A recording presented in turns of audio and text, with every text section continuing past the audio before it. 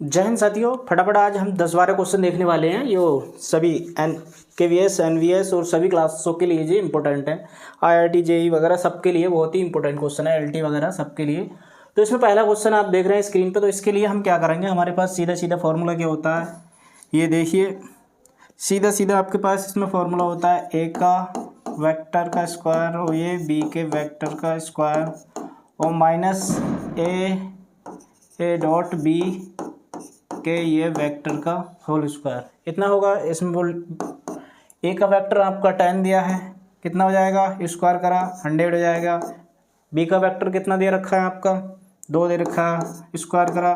अब ए dot B कितना है आपके पास 12, तो ये कितना हो जाएगा 144 हो जाएगा। ये हो गया 400 और ये हो गया आपका 144। इसमें से ये घटा लिया, 6 बच गया, 5 बच गया और ये 2 बच गया। ठीक है।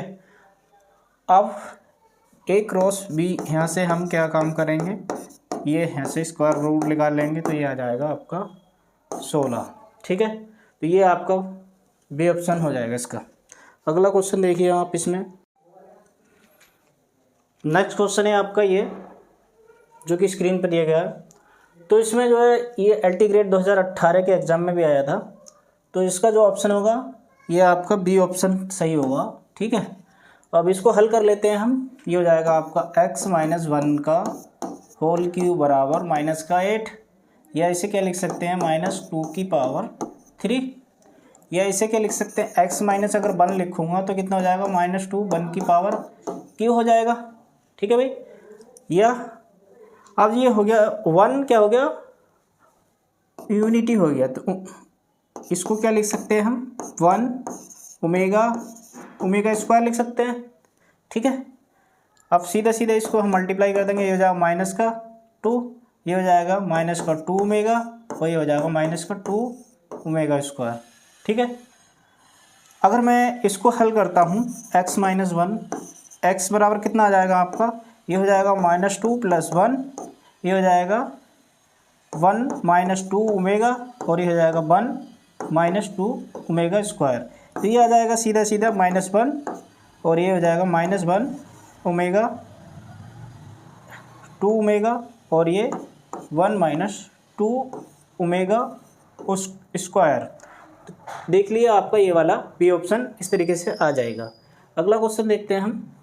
अगला क्वेश्चन है the intersection of n belong to capital N। तो कैपिटल N क्या है हमारा, नेचुरल नंबर।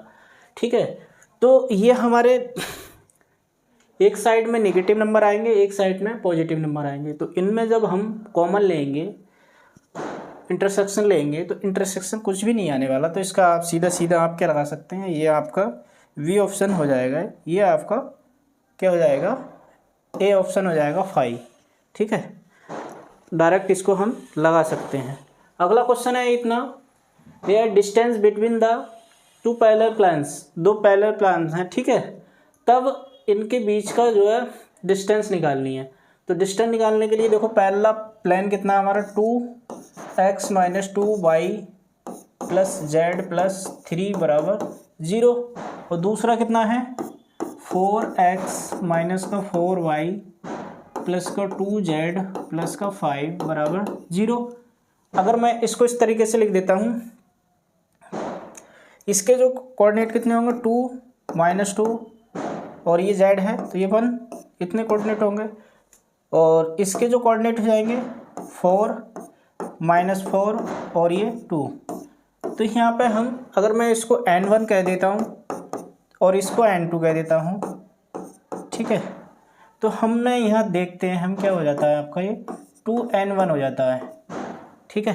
क्या हो जाता है 2n1, मतलब इसमें 2 से मल्टीप्लाई कर देते हैं तो ये 2n1 के बराबर आ जाता है। ठीक है। तो इस तरीके को करने के लिए हम क्या कर लेते हैं, इसको पहले 2 से डिवाइड कर देंगे। ये हो जाएगा 2x - 2y और ये प्लस का z और ये हो जाएगा 5/2। अब हम सीधा सीधा क्या फार्मूला लगा सकते हैं, सीधा सीधा हम जो है ये वाला फार्मूला हम लगा देंगे। कौन सा, C1 - C2 अपॉन, अब कौन सा, A1 square + A2 square + A3 square. ये जो है हम लगा देंगे। तो देखिए हमारा C1 कितना है 3 और C2 कितना है हमारा 5/2 ये हो जाएगा। और ये कितना आ जाएगा आपका 2 का स्क्वायर प्लस माइनस 2 का स्क्वायर और प्लस ये 1 का स्क्वायर। ऊपर मैं हल करूँगा तो कितना आ जाएगा 1/2। नीचे हल करने पर कितना आएगा ये हो जाएगा 9। तो ये हो गया 1/2 और ये आ गया 3 तो ये आएगा 1/6। तो ये आपका आंसर कितना हो जाएगा ए ऑप्शन इसका आंसर हो जाएगा। अगला क्वेश्चन है आपका, इसमें दिया है if A and B are the square matrix of A same order then which one of the following is true. तो इसमें से बताना है कौन सा इसमें सत्य है। ठीक है, तो इसमें कौन सा ऑप्शन ठीक है ये बताना है हमको। जब हमारे ए और बी क्या हैं स्क्वायर मैट्रिक्स हैं तो इसमें भाई सीधी सीधी ये प्रॉपर्टी है। तो इसके लिए आपका ये वाला ऑप्शन फोर्थ ऑप्शन आपका ठीक होगा। P dash A B B into A dash B. ठीक है, तो ये ऑप्शन हो जाएगा इसका। अगला क्वेश्चन है आपका, तो इसको हम कर चुके हैं। अगला देखिए, ये क्वेश्चन अच्छा है भाई। तो इसके लिए हम क्या करेंगे, देखिए अगर मैं इसको लिखता हूँ एनवा टर्म लिखते हैं TN लिख देता हूँ मैं इसका, तो कितना हो जाएगा -1 की पावर n+1 और ये हो जाएगा n+1/n हो जाएगा। इतना आ जाएगा इसका। अगर मैं इसको लिख देते हैं इस तरीके से -1 की पावर n+1 और ये हो जाएगा आपका 1+1/n। ठीक है, और जहाँ हमारी n की वैल्यू क्या होगी n बराबर होगा 1 to ∞। ठीक है, तो इस तरीके की सीरीज को भाई इसमें थोड़ा सा देख लेते हैं। अगर मैं इसको हल कर लेता हूँ तो इसमें क्या आएगा, पहला +1 आ जाएगा, दूसरा -1 +1। ठीक है, फिर -1 +1 इस तरीके चलेगा। और दूसरी जो सीरीज होगी हमारी प्लस दूसरी सीरीज होगी ये हो जाएगा 1, फिर -1/2, फिर 1/3 -1/4 इस तरीके से ये सीरीज बनेगी डैश। तो यहाँ देखेंगे अगर मैं ये S1 हमारी ये S सीरीज है हमारी, इसे S1 मान लेते हैं, S मान लेते हैं और इसे P सीरीज मान लेते हैं। अगर मैं S1 निकालूंगा तो कितना आ जाएगा 1 आ जाएगा। S2 निकालते हूँ तो इसमें +1 -1 0 आ जाएगा। ठीक है, अगर मैं S3 निकालता हूँ तो कितना आ जाएगा +1 -1 +1 तो कितना आ जाएगा S3 ये आ जाएगा +1। तो यहाँ हम देख रहे हैं S1 1 आया, S2 0 आया, S3 कितना आया +1 आया। तो इस तरीके से हमारे जो चल रहे हैं अल्टरनेटिव चल रहे हैं, तो सीरीज कितनी आ रही है 1 0 1 0। तो ऐसी सीरीज को हम क्या कहते हैं ऑसिलेटरी सीरीज कह देते हैं। ठीक है, ऐसी सीरीज कह देते हैं, या इसे हम P टेस्ट से भी निकाल सकते हैं। ठीक है, तो इसमें हमारा D ऑप्शन हो जाएगा। अगला क्वेश्चन है हमारा, the positive vector of 3 position A B C I J K। तो इसमें आपका A की पोजीशन I है और ये अगर B की पोजीशन माने तो ये कितने हो जाएगी J, और C की पोजीशन आपकी कितनी है K। ठीक है, तो इसमें हमें क्या बताना है, कैप लगा लेना। तो इसमें आपका ABC triangle area of triangle निकालना है। तो एरिया ऑफ ट्राइंगल कितना हो जाएगा आपका 1/2 AB सदिश क्रॉस AC सदिश। ठीक है, कितना AC सदिश इन चीज़ों की ज़रूरत पड़ेगी। तो यहाँ से हम AB निकालेंगे तो कितना हो जाएगा AB का मतलब ये हो जाएगा J -I और AC का मतलब हो जाएगा K -I। अब यहाँ से हम एरिया निकाल देते हैं। तो एरिया निकालेंगे 1/2, इसको रख लेंगे I J K। तो अगर हम पहली लाइन AB निकालेंगे तो कितना हो जाएगा देखिए आई की वैल्यू यहाँ पे कितनी हो जाएगी -1, जे की वैल्यू 1, के की 0। ऐसे दूसरे में आई की वैल्यू -1 और के की वैल्यू जे की 0 और के की 1। इस तरीके से अगर मैं इसे हल कर लेता हूँ, हल करेंगे तो कितना जाएगा, ये आपका 1/2 पहले ही रखा रहेगा, इसे ब्रैकेट लगा लेंगे हम। ठीक है, ब्रैकेट लगा लिया। अब मैं आई के सापेक्ष खोलूँगा तो ये कैंसिल, ये कैंसिल, 1 बचेगा, ये 0, माइनस जे के सापेक्ष खोलेंगे, ये कैंसिल, ये कैंसिल, तो ये हो जाएगा -1 और ये 0। ठीक है, अब के सापेक्ष खोलेंगे तो कितना हो जाएगा, ये कैंसिल, ये हो जाएगा आपका 0 और ये प्लस का 1, ये 0 हो गया। तो यहाँ से हम क्या निकाल लिया हमने, 1/2 और ये 1/2 और ये कितना बचेगा, यहाँ आई, यहाँ जे और यहाँ के। अब इसका हम मॉडुलस निकालेंगे तो 1/2, इसका मॉडुलस निकालेंगे 1 + 1 + 1, तो ये कितना बचेगा, ये आएगा, ये आपका कितना आ जाएगा, √3/2। तो ये आ जाएगा √3/2। तो यूनिट स्क्वायर। ठीक है, तो इसमें आपका पहला ही ऑप्शन हो जाएगा, ये आपका पहला ऑप्शन हो जाएगा। ठीक है, वैसे इसमें 2 ऑब्जेक्टिव एक से दिए हैं, गलत दिए हैं। ठीक है, अगला क्वेश्चन देखिए, यदि 2 संख्याओं का समांतर माध्य गुणोत्तर माध्य के क्रम से 10 और 8 है तो एक संख्या दूसरी संख्या से कितनी अधिक है। The arithmetic mean and geometric mean of A 2 number. तो इसका बताना है आंसर। तो इसका आंसर क्या होगा, जैसे कि इसमें दे रखा है अरिथमेटिक मीन, तो इसमें दे रखा है, मान लेते हैं 2 संख्याएं हैं, तो x + y का जो है अरिथमेटिक मीन कितना दे रखा है, 10, तो x + y बराबर कितना हो गया, 10। ठीक है, अब इनका ज्योमेट्रिक मीन दे रखा है, ज्योमेट्रिक मीन का मतलब कितना, 8, तो x y बराबर कितना हो गया, ये 64। ठीक है, ये एक समीकरण हो गई। अगर हम ऐसे निकाल लें, कैसे, x - y का स्क्वायर बराबर x + y के स्क्वायर के बराबर हो जाएगा, और ये माइनस का 4xy हो जाएगा।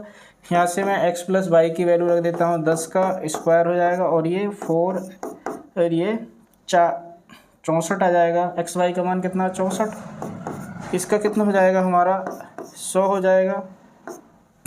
ठीक है, ठीक है भाई, ये हमारा x y यहाँ 20 आएगा। ठीक है, कितना आएगा, 20, तो यहाँ 20 का स्क्वायर करेंगे तो कितना हो जाएगा, ये 400 हो जाएगा। ठीक है, कितना हो गया ये, अब 400 इसमें से घटा लो, 4 चौक 16 का 6 हो गया, और 4 छंग 24 और 1 25, 256 इसमें से घटा लिए, तो कितना आ गया, x - y बराबर आ जाएगा, ये 4 बचा और यहाँ 1, तो ये इसका निकाला तो कितना आ गया, 12। तो ये आ गया आपका x + y बराबर आ गया 20 और x - y बराबर आ गया 12। ठीक है, तो यही हमारा आंसर हो गया, एक संख्या दूसरी संख्या से कितनी अधिक है, तो ये आपका सी ऑप्शन हो जाएगा। ठीक है, अगला क्वेश्चन देखते हैं। अगला क्वेश्चन है, इसमें बताना है P कोई सीरीज, मतलब कोई आपका सेट है और रिलेशन दे रखा है। इसमें रिलेशन कितना है आपका, रिलेशन है आपका 1 2 3, ये रिलेशन है भाई साहब। ठीक है, और हमारे पास जो सेट है P, जो सेट है कितना है, नंबर 1 2 3, तो रिलेशन इसका हमारे पास, रिलेशन लिख रहा था सेट लिख दिया, तो रिलेशन आपके पास कितना है, 1 2 का, 1 3 का, और ये 2 1 का, और 1 1 का, और 2 2 का, और ये 3 3 का, और ये आपका 2 3 का। ठीक है, तो हम रिफ्लेक्सिव रिलेशन क्या होता है, देखो हमारे पास कितने एलिमेंट हैं, 1 1 होना चाहिए, 2 2 होना चाहिए, और 3 3 होना चाहिए। ये देख लीजिए, देखिए हमारे पास 1 1 1 1 ये हैगा, 2 2 2 2 ये हैगा, और 3 3 ये हैगा, तो हमारा रिफ्लेक्सिव तो हो गया। ठीक है, तो रिफ्लेक्सिव तो हमारा रिलेशन हो गया ये। अब दूसरा देखना है हमें ट्रांजिटिव। ट्रांजिटिव में क्या होता है भाई साहब, ट्रांजिटिव में होता है ए बी का रिलेशन, ठीक है, हो एक्स का रिलेशन ए बी से है और एक्स का ही रिलेशन बी सी से है, और तब एक्स का रिलेशन जो है किससे होना चाहिए, ए सी से होना चाहिए, इतना होना चाहिए। तो इसमें देख लेंगे, तो एक ये हम लिख लिया 1, ये 1 2 लिख लेते हैं। अब ये हो जाएगा 2 3 हो गया हमारा। तो हमारे पास कितना होना चाहिए, ये आ गया ए सी, ए सी का मतलब 1 3। तो हमारे पास देखिए 1 3 है कहीं, 1 3 हमारे पास हैगा, तो ये हमारे पास ट्रांजिटिव भी रिलेशन है। उसके बाद देख लेते हैं सिमेट्रिक। सिमेट्रिक में क्या होता है भाई साहब, जैसे 2 1 है, 2 1 है तो हमारा 1 2 भी होना चाहिए, ठीक है। 1 3 है तो 3 1 भी होना चाहिए, ठीक है। तो 1 2 रिलेशन देखने हैं हम पहले। 1 2 हैगा, ये हैगा 1 2 का उल्टा, 1 2 का उल्टा 2 1 2 1 2 1 2 1 नहीं है, तो हमारा ये सिमेट्रिक नहीं है भाई साहब। यहीं से हमारी जो कहानी फेल हो गई। तो हमारा ये पहला ही ऑप्शन यहीं से आंसर आ जाएगा। अगला क्वेश्चन देखिए, अगला क्वेश्चन है द सीरीज इतना। तो इस सीरीज में वही कुछ नहीं करना है, जैसे हमारा इसमें n वाला टर्म लिखेंगे तो कितना हो जाएगा 1/n का रूट हो जाएगा, तो इसे कितना हो जाएगा n की पावर 1/2। अगर p टेस्ट से करेंगे तो p अगर ग्रेटर होगा 1 से, तो यहाँ तो लेस देन है ना, तो p लेस देन 1/1 से, तो इसमें हमारा क्या हो जाएगा, ये डाइवर्जेंट हो जाएगी सीरीज। कौन सी सीरीज जाएगी, डाइवर्जेंट। अगला देखिए, अगला है a coin tossed by the 5 time the probability that appears and odd of time is, मतलब एक सिक्के को 5 बार उछाला जाता है तो विषम बार पट आने की क्या प्रायिकता है, ठीक है। तो 5 बार उछाला जाता है, तो इसे मान लेते हैं, जैसे यदि कोई सिक्का उछाला जा रहा है तो मान लेते हैं 5 बार क्या आ गया, हेड आ गया, ठीक है। एक कंडीशन तो ये हो सकती है। दूसरी कंडीशन ये हो सकती है 5 बार टेल आ गया।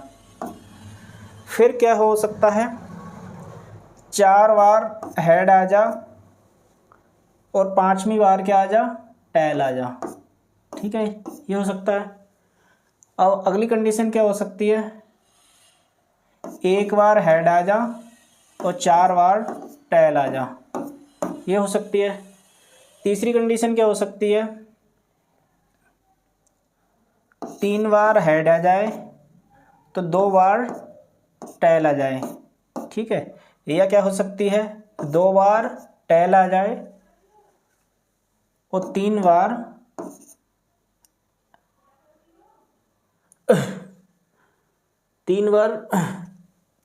टेल आ जाए और 2 बार क्या आ जाए, आपका हेड आ जाए।